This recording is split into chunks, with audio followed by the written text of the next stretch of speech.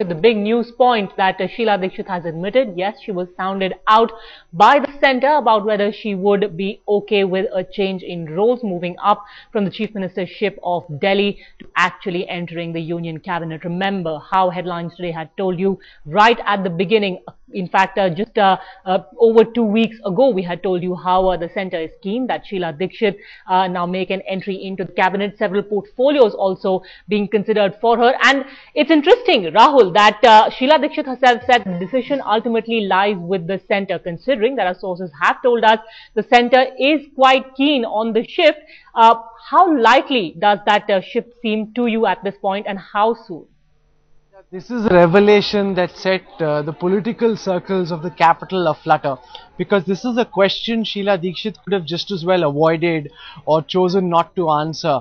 But the fact that she's revealed to viewers of Headlines today that she in fact has been sounded out by the High Command for a move to the centre, and she's also revealed her willingness to take up a new assignment. This is very, very significant because it indicates that Sheila Dikshit is laying her cards out on the table. She's saying, yes, I've been told that I might be moved to the centre. I'm willing to take up that challenge, which has now got several people in Delhi, whether it's the likes of an Ajay Markan, Dr. Walia, Harun Yusuf, Sandeep Dikshit himself, JP Agarwal, all of them now vying for that big post and throwing open also the other question: if Sheila Dikshit were to move out of Delhi to the centre, which portfolio will she get and who will take her place? Two very important questions being thrown open on the back of that interview we just ran, Padmaja. In fact, does it also seem to you that this is natural progression? Sheila Dikshit, if we may say so, hasn't really left anything to prove anymore. She's one of the very few chief ministers in the country who've scored a hat-trick. Having made her point in the state now, it's natural progression that she should move to the centre, Rahul? And 3 terms of anti-incumbency is what she'll have to face when she goes to the people of Delhi.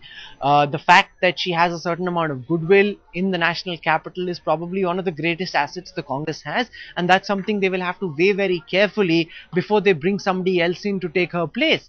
But from Mrs. Dikshit's perspective, I think she made it abundantly clear through this interview that she believes she's up for a new challenge. She said that when I came to Delhi from Uttar Pradesh 15 years ago, nobody thought that I would be able to do a good job, but I was given a task, I went and executed it, thereby underlining her willingness to take up a new challenge and throwing open, the belief that she's saying that I've done it in the past, I can do it again. She's clearly, got her eyes now set on the centre, because this is something she could have just not answered, Padmajan. The fact that she's chosen to answer this question and reveal to the viewers of Headlines today that she got a call from her high command and that she's willing, really now means that when the next reshuffle happens, the Prime Minister could look at the possibility of moving Mrs. Dikshit to the centre, and they'll have to find a nice portfolio for her. And it's also going to be crucial that she leaves this choice to the centre, because if it was left to Sheila Dikshit alone, there are so many detractors that she has in the state party unit that the move would not be very easy. But when the Congress High Command says so, the likelihood of that happening is that much higher.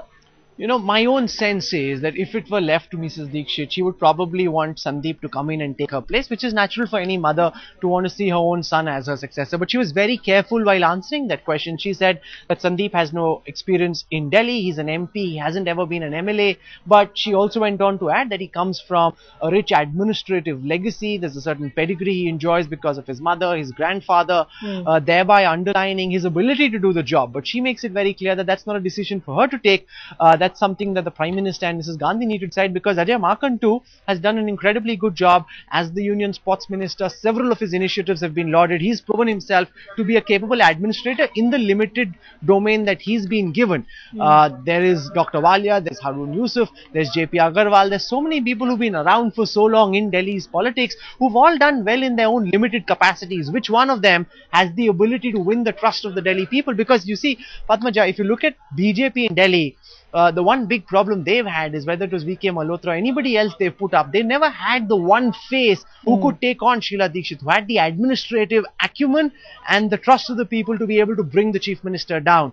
So it's not an easy decision to move her out, but Sheila Dikshit indicating she's willing now to move to the centre. But going back to the point you made about Sandeep Dixit being a possible successor to his mother as Chief Minister, do you get the feeling that slowly but steadily the Congress also has been preparing the ground for that? The MP then made into Congress spokesperson, the fact that the municipalities were split into four. Many said that the East Delhi constituency of the municipality was carved out only to benefit Sandeep Dixit.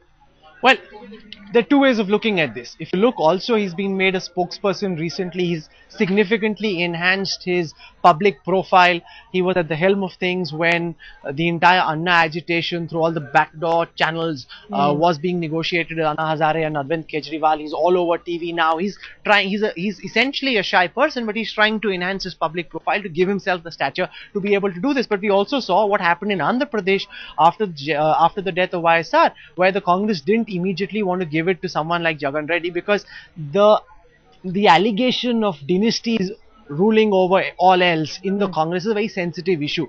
At a time when one sun is rising, Rahul Gandhi coming into the mainstream of Congress politics, it will be a very tricky decision to actually allow Sandeep to take over, because that will perpetuate the BJP charge that this is a party for families, by families. So that's going to be very difficult to actually bring Sandeep in, but clearly he's working. Now, what's also happened since the time we broke this interview is that several of the contenders have got very active. They realize that there's a possibility of a big prominent seat, one of the most prestigious seats in Indian politics, becoming vacant, and all of them will dive in. So there's no easy decision, there's no final decision. One seat getting vacated, lots of claimants for that post. But considering the way she handled your questions on Narendra Modi, how she took on Narendra Modi on the entire issue of Sonia Gandhi's medical expenses, Mrs. Dixit almost seems ready for getting that role at the center and dealing with those questions which will be persistent. And why not, Padmaja? She's got the administrative acumen. If there's any chief minister who's actually done a good job, there have been several non-performers, whether it's Kiran Reddy in Andhra Pradesh, whether it is Ashok Gehlot in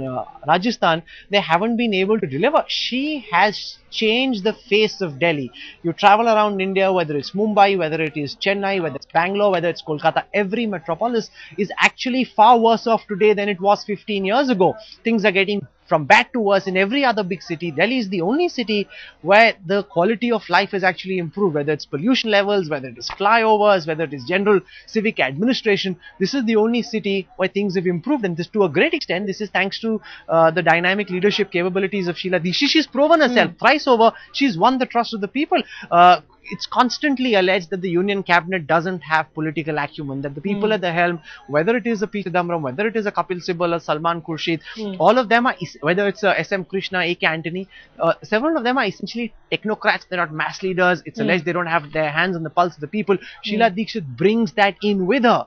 You know, she is a people's person. She understands the nuances. You saw how she answered some of those questions. She was direct in taking on people like Narendra Modi. She brings that value to the center at a time when they're looking for such political acumen to be added to their brain's trust. And she's making it abundantly clear that she is open for a new challenge.